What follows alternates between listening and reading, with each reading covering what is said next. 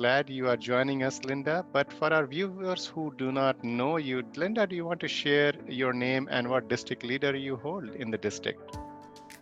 Yes, my name is Linda Brown. I've been with Toastmasters since 2013.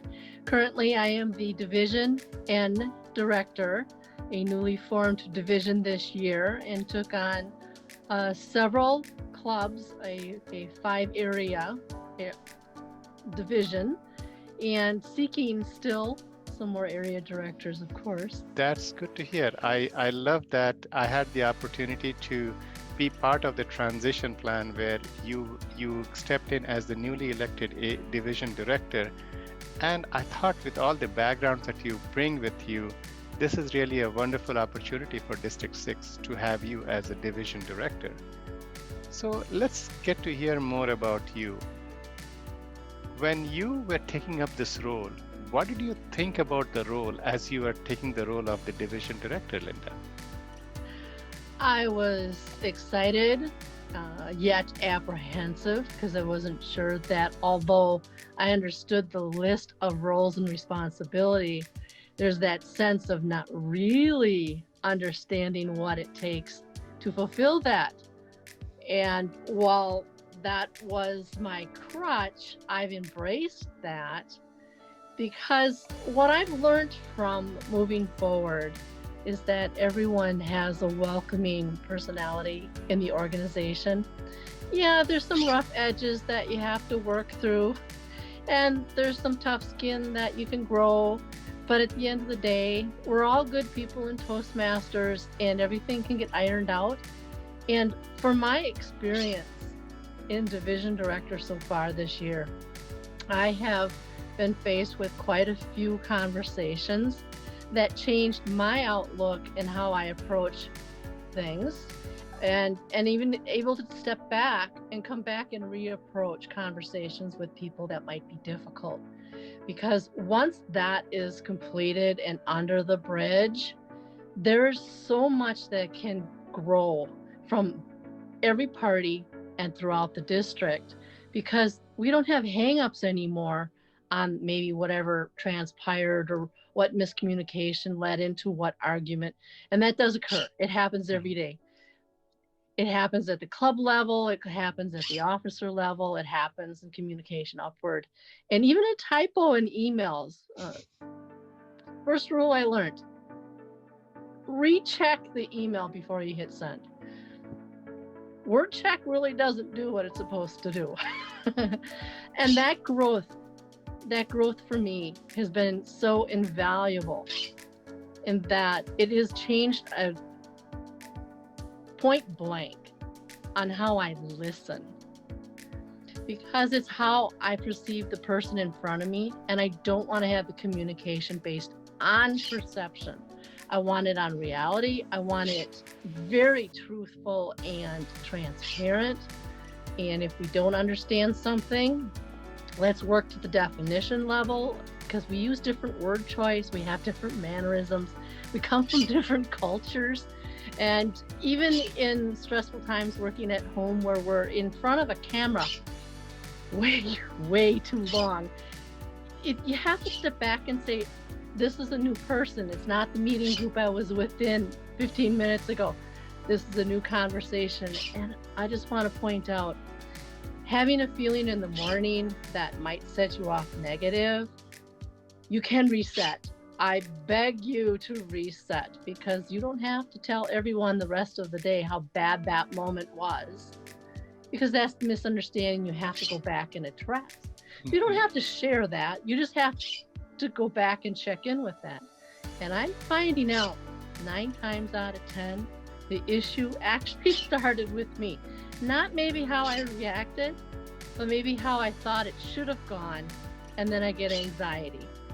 But it's just really a lot of double checking. And I recommend journaling and calendars. All right.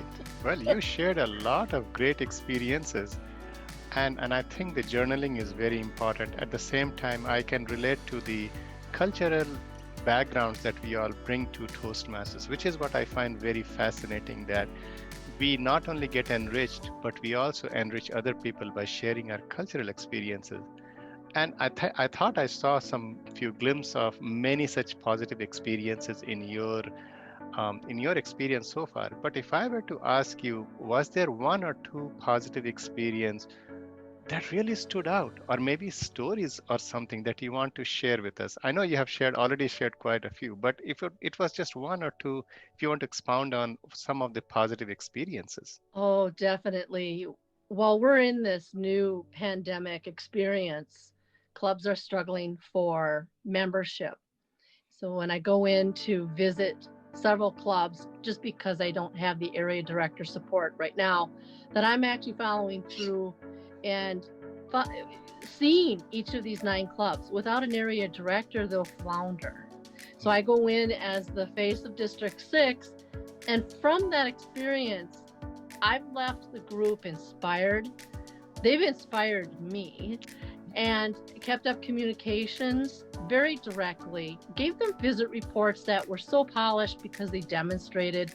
I went back to their clubs a couple of times. It just was not one visit.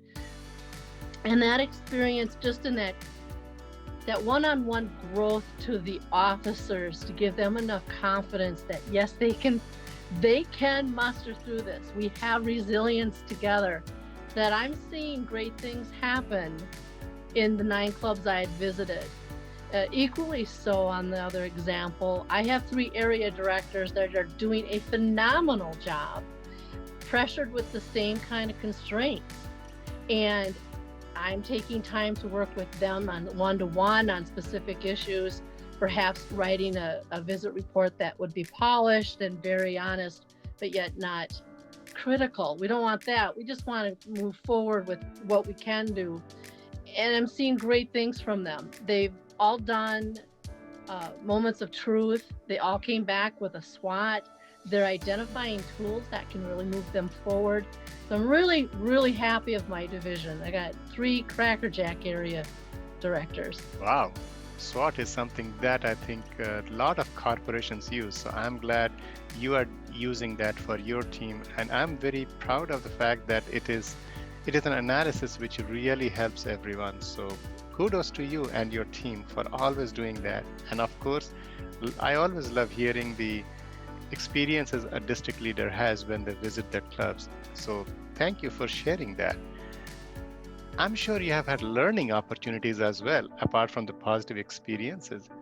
Do you have any learning experience that really stands out and you want to share with our viewers today? Yeah, there is learning experiences, a couple where you can't be liked by everybody. And sometimes you find yourself in a difficult conversation where there's an expectation that no one knew what the roles and responsibilities were. And with that, there's definitely a time where, particularly, that I had to step down from ego, die to self, and come forward and put that person on the pedestal. Teach me what you want me to say, teach me what you want me to do. You've been in this club longer than I have. You obviously, they had a lot more experience with the challenges that I didn't, and by listening to them and opening up that opportunity for them to call me a couple more times, we got to a resolution that they were able to have their own breakthrough, but I had a personal breakthrough on conversations, and I actually really did call the trio and recommend this person to be the next division director in the district. Wow.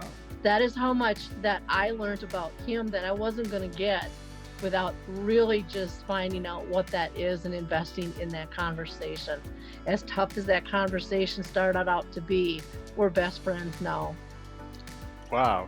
I love that positive experience. And I've had some of my own humbling experience when you talked about you have to really come down to earth.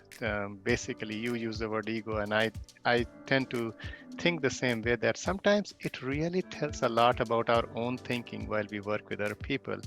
And I love the fact that you found a friend and a future leader through this whole process. So, what a wonderful experience to share with us, and what a wonderful learning opportunity.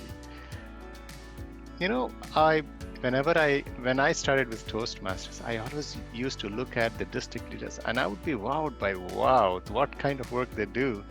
And it's I've come to believe that each one of us, and knowing you, Linda, so well, each one of us, and you especially, has always a positive and encouraging message. Do you have any message that you'd like to share with our viewers or fellow Toastmasters? I do. Don't let Zoom or any video scare us.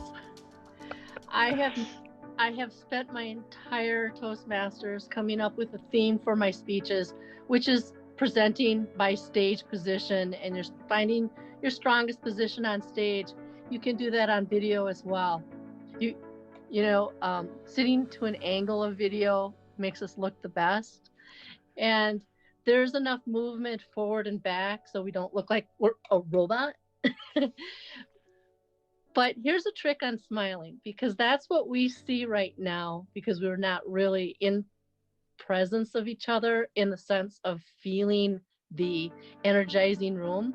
So I offer an energizing video, and by having a smile on your face, and it's not going to get too sore. Here's the secret, people. Put your tongue on the bottom of your mouth, relax the cheeks, and smile. And as long as the tongue is relaxed, you can smile like the Dallas cheerleaders and go for it. I've always wanted to be a cheerleader. No, I'm kidding. Well, that's what I am. I'm a cheerleader. But you wonder how they smile for 4 hours during a game. Well, this is part of the secret.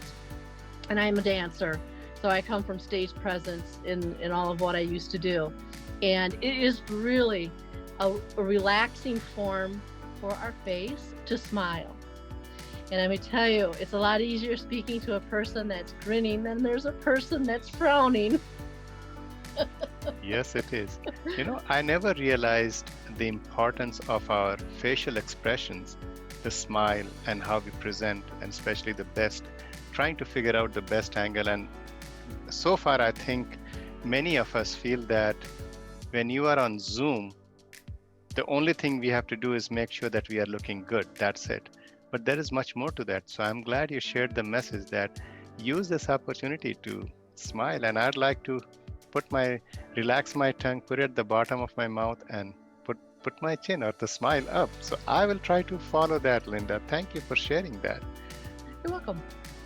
It has been a wonderful time chatting with you, Linda, and I want to thank you for the service you do to fellow Toastmasters. I know you don't get paid anything, but I do want you to know that we do appreciate the time and effort that you put into this volunteer organization to help rest of us be better leaders and better communicators. Thank you for being part of our video series, and I look forward to meeting with you at the next Zoom meeting. And I promise you, I'll have my smile up. Thank you again, and have a great day, Linda. Thank you. Bye.